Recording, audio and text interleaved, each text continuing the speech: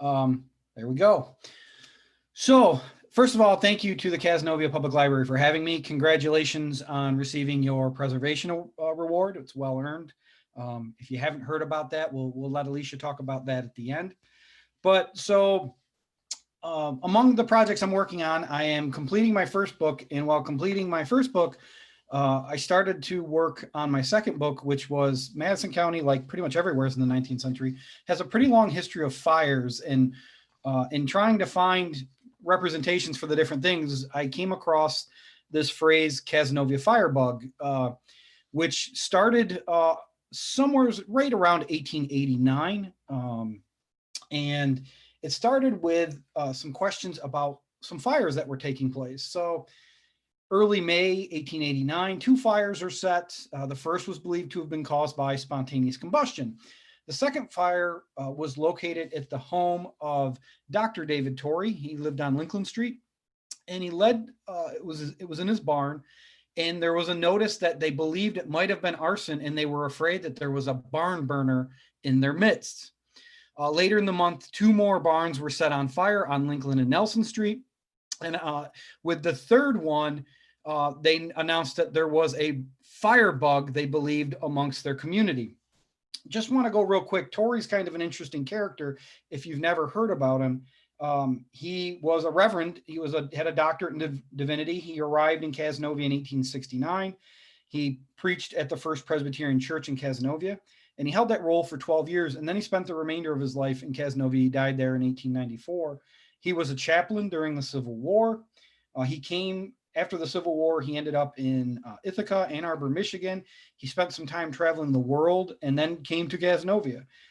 So an interesting character and some interesting ties. So we have these mysterious fires, but we go almost, well, here's the fires in 1889. Samantha Stone's a barn caught fire and was destroyed, and a nearby barn owned by Henry Greenman also caught fire. The barn for Mr. Greenman was housing the furniture of Mr. Millard Arnold, and because of the lack of a water system, a bucket brigade was started, but unfortunately they were unable to save either barn. So you can kind of see this is the Stone home, so the barn would have been around there. 2 homes were saved by the bucket brigade. You can kind of see so there's some structures nearby there on Nelson Street. But this led to kind of an interesting conversation, which was, why don't we have a water work? And in January of 1890, a pretty spirited debate took place. It wasn't a new one. Those questions had popped up before. They debated on developing a waterworks. If they did it, where would it take place? And following the fires in 1889, we actually see that they used that as a way to, hey, you know what? We have so many fires. We need to get a waterworks together so we have water coming through the village. In the spring of 1890, some of you might be familiar on Quarry Hill, this little pond right here was used, was built, and water was gravity fed into the village. It was designed by engineer C.W. White of Rome. It went into operation in the spring of 1891. The earliest use I saw a reference to it in a fire was in May of 1891. It was used to put out a fire in the hen house of Sarah Woodard. It was not completed until the late 1890s, so it wasn't a fully working system. And there'll be at least one fire where we reference it didn't work quite the way they hoped, but you can kind of see how it laid out and pumped into the village. The pond is still there today. I did speak briefly with someone from the Cazenovia water treatment, and they said there's a different setup now, but it's up in the same area, and that system feeds a whole lot more places now down into Nelson and some other places. But this was the fire, this quote unquote firebug was the reason that this all started. So 2 years, approximately 18 months after the first kind of wave of arsons, we have another kind of dash of them. The first being in June of 1891, the old tannery, which you can kind of see labeled here in this, this is the 1859 map, south of the village, located about a mile south, burned to the ground. The fire was seen, and everybody actually thought it was the sash factory that was on fire, but it wasn't. By the time they got there, there wasn't much they could do. A month later, the stable owned by Patrick Farley near Patrick Calhoun's Black Shop on Farnham Street had a fire that started in the hayloft. The fire completely destroyed the stable and destroyed a good portion of the blacksmith shop. They were able to rebuild it. The tannery was being used at that point in time when it caught fire in June as a furniture factory.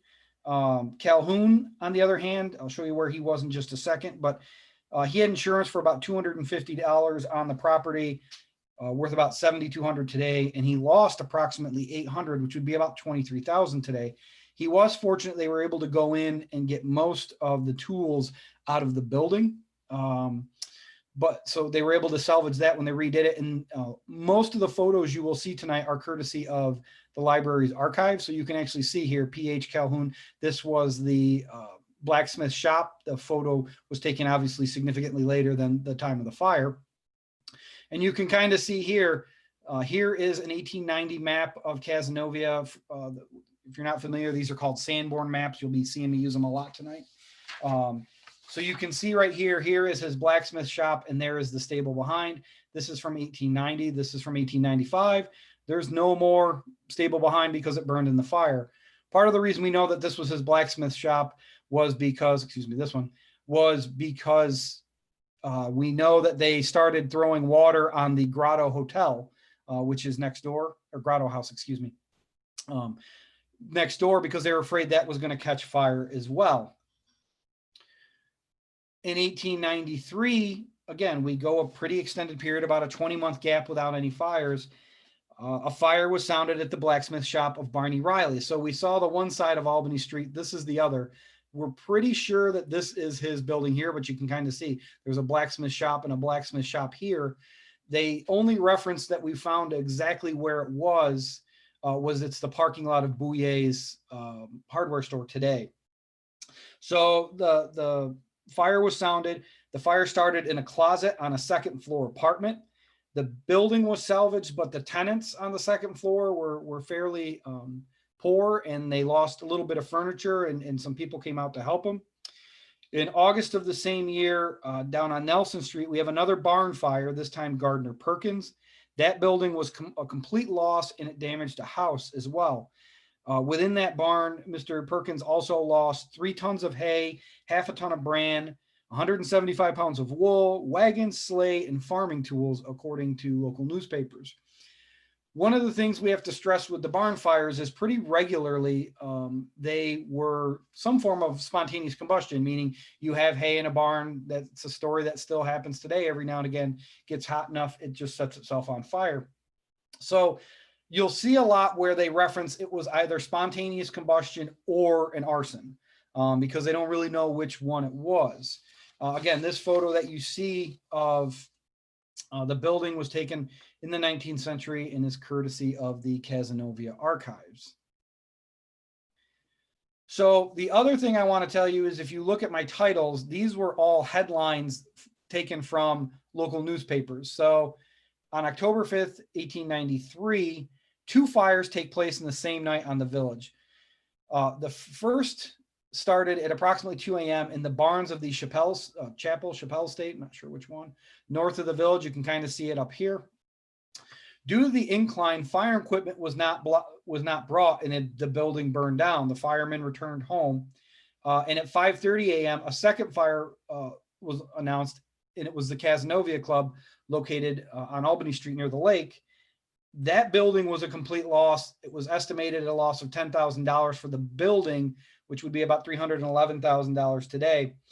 That doesn't include furniture, billiards tables, rare old tapestries, one of which was valued at $2,000 according to local newspapers. The building was, if you're not familiar with the Cazenovia Club, this version of it was organized as a organization of resident gentlemen of leisure and summer residence. So it was a club for the folks that were pretty well to do. That version of it disappears in the late 19th century and reforms about mid-19 somewhere in there. The building, however, they rebuilt, which some of you might be familiar with. This was called at the time Willow Hall, opened in June of 1895. The guy who built it, J.F. Carpenter, famously said when he lost the first Cazenovia Club, he was going to, quote, make sure I'll build one that won't burn down. So he made it out of stone. So this building actually still stands today on Albany Street. It's part of Cazenovia College's campus in that area today. It houses a couple different things, and they put a pretty significant addition on it about 5 years ago. So in 1893, we have a headline called "The Fire Fiend." We have 3 mysterious fires in late 1893. Fires had the village on edge when 2 more occurred. October 10th, the stable at Clover Cottage, which was owned by the Ledyard family on Rippleton Road, was a complete loss. It burned approximately $8,000, about $230,000 today. Just 3 days later, another fire starts in the barn of Charles Dodge near the old brewery property. A 40-mile-per-hour wind threatened to blow this fire onto South Albany Street. So for those of you who aren't familiar with the old brewery property, if we were sitting in the library tonight, we would just be northwest of the old Cazenovia Brewery property, right in the village there. And I'll show you that in just a second. But what the fear was, the wind was blowing in a weird way. A 40-mile-an-hour northwest wind was blowing. And one of the ways that fire spread is when you had a big fire, that wind could blow the sparks and the embers onto other buildings. So you can imagine a 40-mile-an-hour wind would blow sparks everywhere. And if it was blowing northwest, that means it was blowing right over Albany Street, which was a huge fear. Typically, our wind comes from the northwest, meaning it blows kind of southeast. In this case, it was blowing in the wrong direction. It was kind of amazing that they didn't have any issues. And you kind of see this is a late 19th century view of Albany Street that we'll bring back in a little bit. So you can kind of see, again, these are those Sanborn maps, 1890, 1895. You can see these buildings here, and we've got some loss here. So these probably were the buildings they're referencing. They could have been torn down too, but based on the description they give, and again, you look at where the brewery was, and then you look at where the barn is, that's probably what was tied to it right there.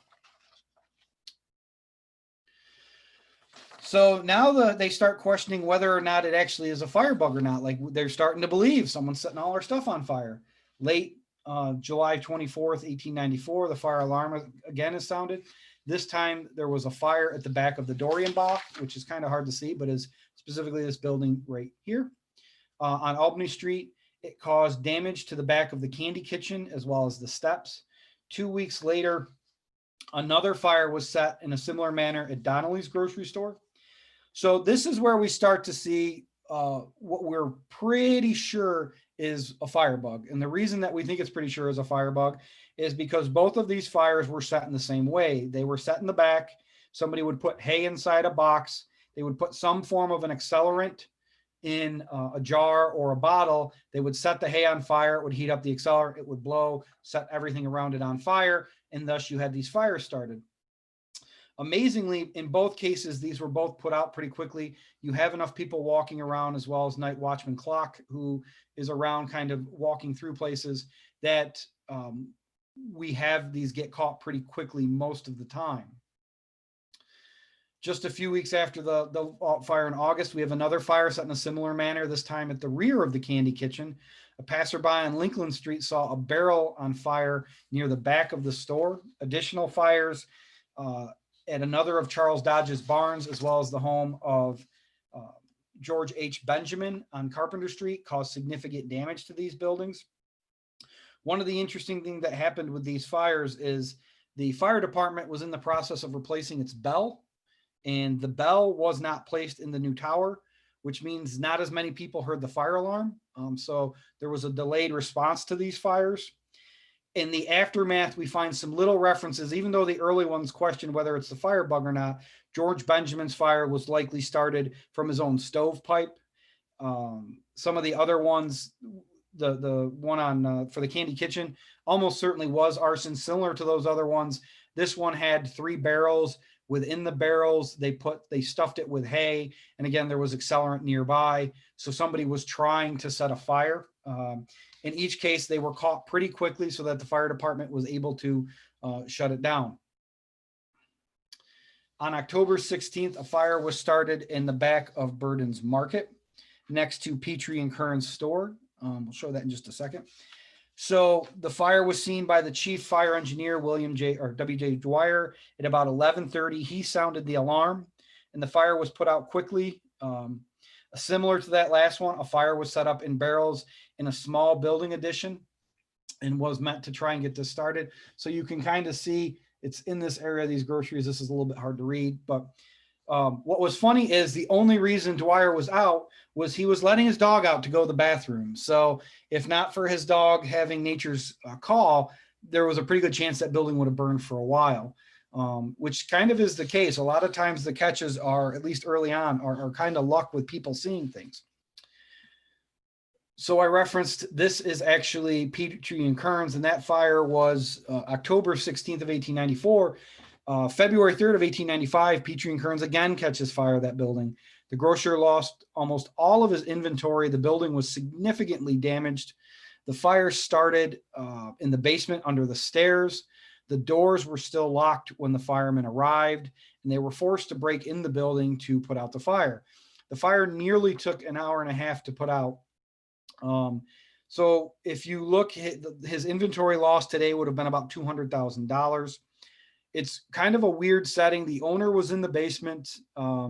He left the basement. Everything was fine, locked up for the night, and the building was all still locked up, which makes one wonder, well, how would a arsonist get in? And the short answer is we don't really know, because the fire was started under the stairs, which is really weird.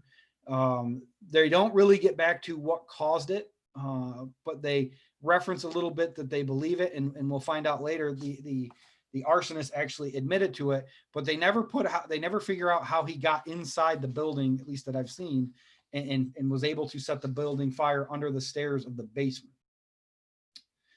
During the spring of 1895, there's at least 4 additional fires, at least 2 of which were attempted at the Stanton House barns. So again, you're looking on Albany Street here. You can see the Stanton House right there would have been the barns behind it. One barn was lost while others were put out. The other fires were all put out quickly. The summer quiets down. We don't have quite as many fires until September 17th, when a fire behind the Dutton House, which was also owned by J.F. Carpenter.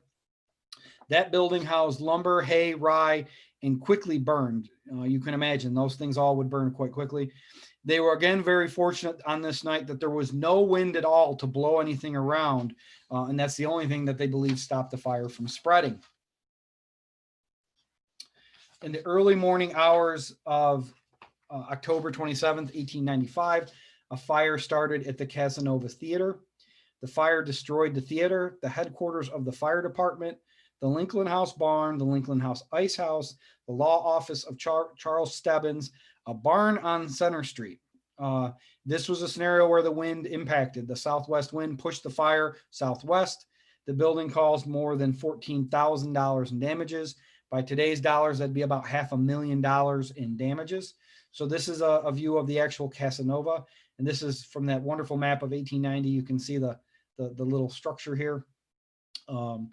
The fire required, at one point, they had 6 streams of water on the fire. That 6 streams actually lowered the water pressure so poorly that they had to shut down to just 2 hoses running, and that got the water pressure back up. The Lincoln House actually started to smolder during this fire, and they were forced to put water on the Lincoln House so that didn't spread. Strong winds spread embers all over the village, to the point that they continued to march, even after fire was put out, continued to walk around the village to make sure nothing else was catching fire, because there was a fear with everything blowing around that might happen. And we have kind of a map here again, this before and after. You can see here, I got a little backwards. Here is the Cazenova Theater. You can see the Lincoln House Library, and you kind of see here afterwards, everything is gone. So this is just, a 5-year later window, and everything disappears and is no longer around. So we have this guy getting more gutsy. He's burning more things. But in December 19th, 1895, we arrest the arsonist. Frank L. Arnold was arrested after being seen to attempt to set fire to the water closet of the mill, SF Chafee's mill. The fire was promptly put out, and approximately 2 a.m. the following morning, Arnold was arrested at his home, and he admitted to setting a number of the fires. In his published confession, he stated, "I fixed the box with lamp rags and put it in the water closet next to Chafee's mill and set fire to them. At Petrie's stores, I found the boxes and fixed them and touched a map to them. At Donnelly's store, I set fire to the barrels and boxes there. This was about 2 years ago. Mrs. Gridley's ice house, there was a lot of sawdust, and I lit that and set fire to the building. I set fire to the pasteboard boxes in a wardrobe in Charles Dodge's house. I set fire to the rear of B.F. Stanley's store by setting fire to the fire boxes under the steps. When I got full, I wanted to do something and set the fires. I did not do this when I was sober. John Evans' barn I set from outside by setting fire to some straw and hay. All of the fires were set by me in the village of Cazenovia, county of Madison, state of New York, and I make and declare the confession to be true and was made voluntary and free of my own will." So he claims to have built a decent number of these fires, but there's a pretty big notable exception to that, and that was the Cazenova. He did not admit to that, nor did he admit to the Cazenovia Club. Prior to his confession, Arnold actually has a pretty long history of some issues. When he was a teenager, 14 years old, he was arrested with a young man named Fred Davey for placing loose ties across the Elmira, Cortland, and Northern Railroad. The formal charge of attempting to wreck a train by obstruction of the track. He eventually pleads guilty to jumping onto the cars, and he was sent to the Western House of Refuge. Davies' charges were discharged as they determined that Arnold was the ringleader and that he was the one responsible. So we're not 100% sure of this, but based on the time, it looks like he may have caused a wreck just north of Perryville. Again, not 100% sure on this. That caused a pretty significant derailment. The Western House of Refuge was the first state-authorized institution for the confinement and reform of delinquents in the United States. It opened on August 11th, 1849. In 1875, it was ruled that girls under the age of 16 would be sent to the home, which is why you see this lovely little wall there that separated the young men and the young women.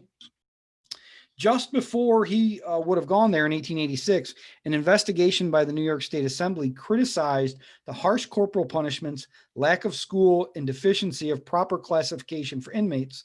And as a result, contract labor was immediately abolished. The boys were further classified by their character and behavior. In 1886, schools of technology were introduced with the idea that the best way for residents to combat a life of crime was to teach them a skilled trade in combination with reading, writing, and arithmetic. So they had a pretty significant issue, and he probably would have had a really, really hard life for the roughly 18 months that he spent there. He returned home in 1887, and he becomes an arsonist just a few years later. Following his arrest, he admitted to setting, as we said, the Dorian block, the Tanike block, J. Evans' barn, Petrie and Kearns, Miss Gridley's ice house, Charles Dodge's home, and he pled guilty, and he was sentenced to 7 years in Auburn prison in February of 1896. Again, Auburn prison, not a pleasant place to be during this era. He also admitting to trying to start several fires at St. Peter's Church, the home of Mrs. Hackley, and he actually tried 2 other times to set the Chafee building on fire and was unsuccessful. The Cazenovia newspaper implies that they believe he was responsible for many more. However, not all of them would make sense because many of them weren't started in a way that was consistent with what he did. Shortly after his arrest, the Cazenovia newspapers published what they believed to be arsons from this era. So you can kind of see there's some of the early fires we talked about, a boathouse along the dike near the river or near the lake. The old tannery would have been really unlikely to be him. We referenced some of these other ones and talked about them already.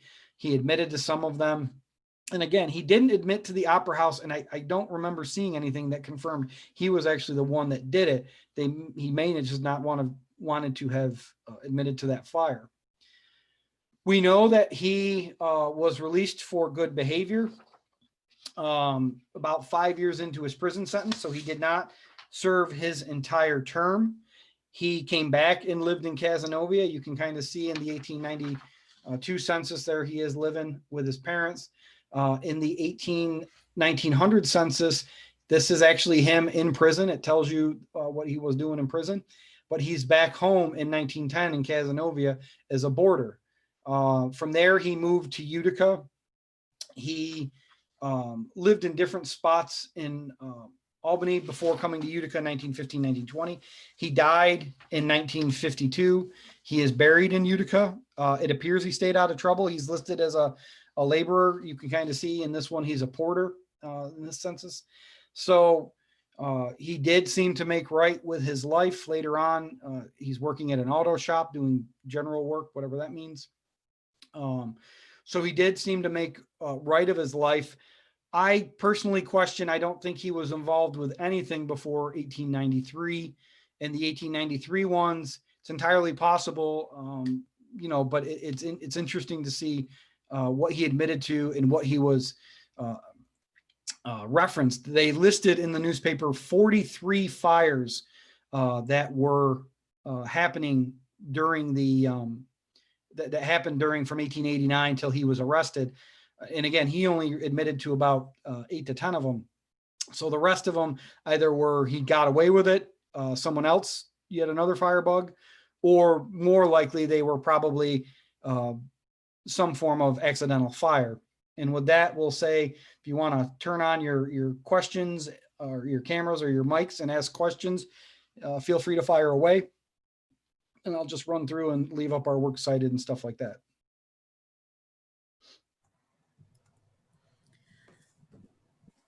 Matt, for all the map lovers out there, if they wanted to get a closer look at the Sanborn maps or that 1890 bird's eye view map, where might they find that? Well, you guys have the bird's eye view map, I believe. Well, we do, but also. So the Library of Congress is in the process of digitizing a whole wave of maps. So if you've ever seen, you can go to our website, madisoncounty.ny.gov, click on the historian page, and you'll see a map section. We've digitized a lot of our maps, the 1853 map, the 1859 map. We actually have the 1890 Cazenovia aerial map, as well as the 1875 Gazetteer. The Sanborn maps are a little different. They were literally created out of what happened right here. They were fire insurance maps. That's why you don't see a lot of names with them. That's why you see the different colors. That's actually the burnability of the building. It references if they had fuel storage on site with big factories. It references if they had a night watchman in case a fire started. Later on in the early 20th century, it references whether or not they have a fire suppression system. So those are all digitized. The earliest one for Cazenovia, I believe, is 1885. And then they have them for 1885, 1890, 1895, 1900, 1906, and 1911, I think, are all digitized. And then there are later years. The Sanborn maps go into the 1950s, but the 1950s aren't digitized. After 1911 right now is not digitized.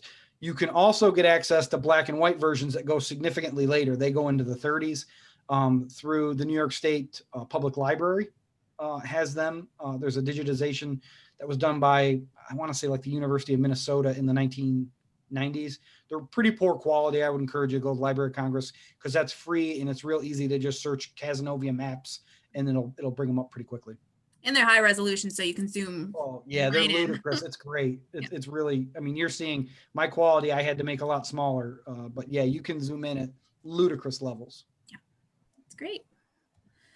So I think we'd be remiss in not mentioning that October is Archives Month. So this goes very nicely hand in hand with October also being Fire Prevention Month. So once you hang up from here, everyone should check your fire and your smoke detectors, make sure your batteries are working and all that good stuff now that we've scared you. I also want to take this opportunity to let you know that for Archives Month in the past, we have done something called Archives Day or Archives Week, where we have different organizations bring up collections and put them on display. For one pretty big reason, we can't do that this year. But we decided to do something a little different. We're making little short videos of the archives around the county. We posted one from the town of Madison Historical Society last week. We're going to post another one later this week for the Hamilton Historic Commission, and we'll be recording at 2 Cazenovia locations tomorrow. So if you follow the Madison County NY Historian Facebook page, you'll see those posted later this month once we get them edited and add some music and a whole lot of editing to make them look good. But yeah, I encourage you to watch those because you get to see some of the aspects you might not normally see in an archives, or stuff that can't be displayed because of size or it's damaged. Ironically, the Hamilton one that's going to go up actually deals with the fire of 1895 there, which literally burned down the entire business district. And somebody did a really odd painting because they painted the fire happening with all the new buildings. So we don't know if that was karma coming or they just didn't know that the buildings weren't the same before and after the fire. But again, if you have any questions, feel free to type them in the chat box and or turn off your mic and fire away, or turn on your mic, I should say, and fire away.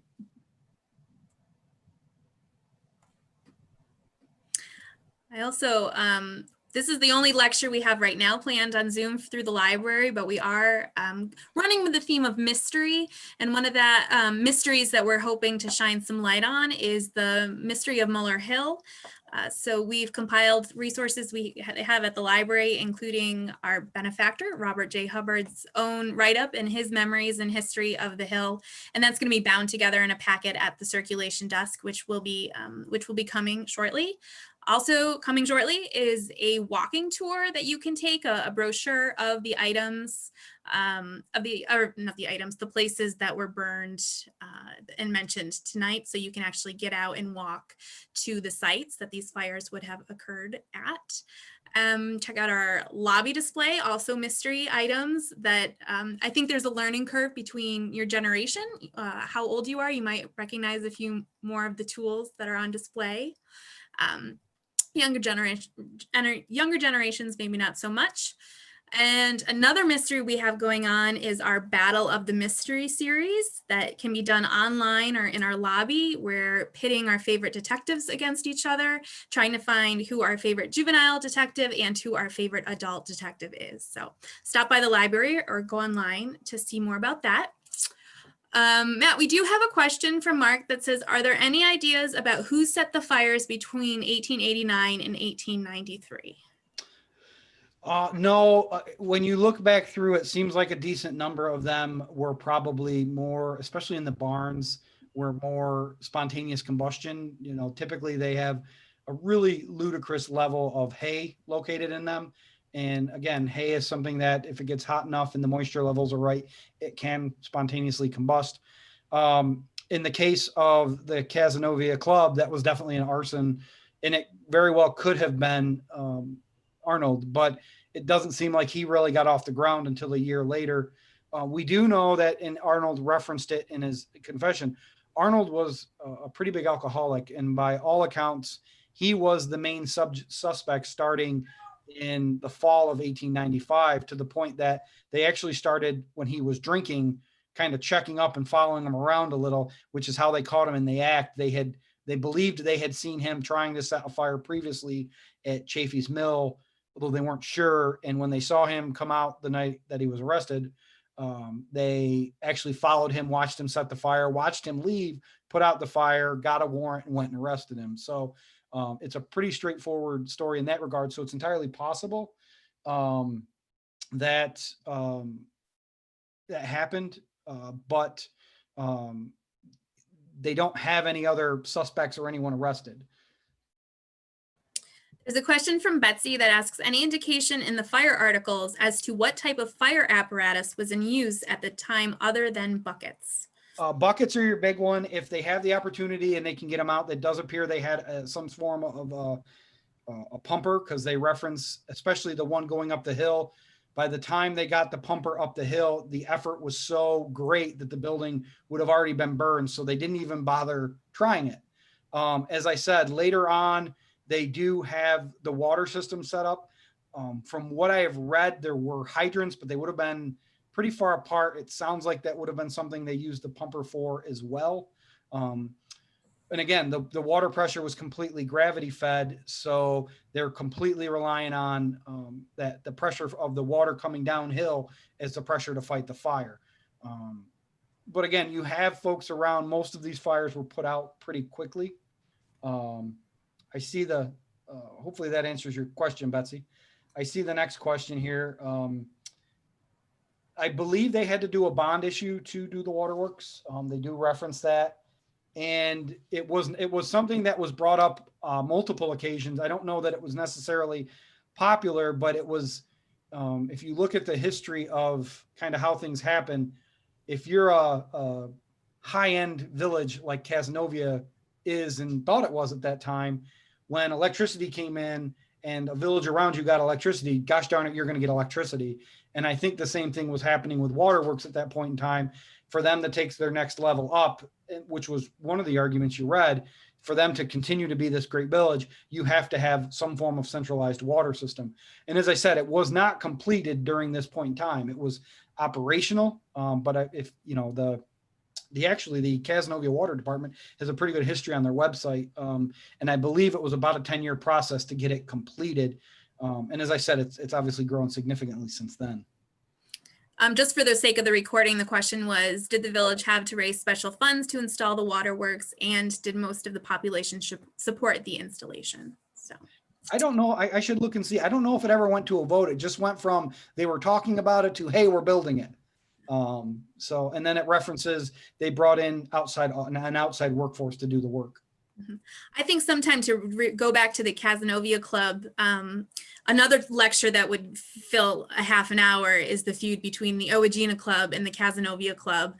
And, maybe that feud spilled over into arson, but we're going to start rumors here in Cazenovia. Yeah, I was going to say, now we're throwing wild accusations. I just want to clarify that was not me. Wild accusation. Well, and there was the feud between, what was it, the Yacht Club and what is now the Brewster Inn, when it operated as a senior citizen home, over the wild, raucous parties that kept the senior citizens up at night. And the Tenike and Ledyard and who owns the lake. So we could do a whole series on feuds of Cazenovia. Yeah, that might be fun. Yeah. So.